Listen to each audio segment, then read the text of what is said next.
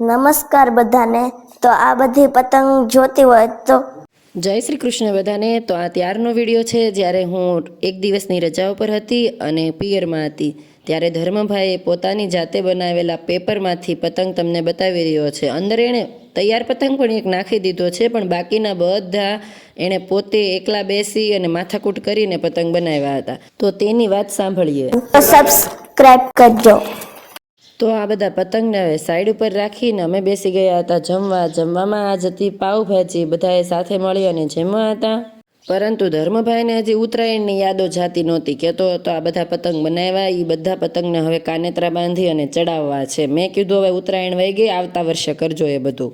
ત્યારબાદ અમે લોકો બેસી ગયા હતા હલ્દી કંકુ મિલનના કાર્ડ બનાવવા માટે. મમ્મી મહિલા કેન્દ્ર લે છે, તો મહિલા કેન્દ્રમાં દર વર્ષે હલ્દી કંકુ મિલન આવે છે. તેમાં દરેક મહિલાઓને આવું એક કાર્ડ આપવાનું હોય છે. અને આવા કાર્ડ તો અમે બચપણથી બનાવતા આવ્યા છીએ, એટલે બધા મદદ કરતા હતા સાથે મળીને. ત્યારબાદ અમે લોકો સૂઈ ગયા અને મારે સવારમાં પહોંચવાનું હતું ડાયરેક્ટ સ્કૂલે પહોંચીને મને આવું સરસ સરપ્રાઈઝ મળશે એ મેં ક્યારેય નહોતું વિચાર્યું. બાળકો બાયણું બંધ કરીને કાંઈક તો ખીચડી પકાવી રહ્યા હતા.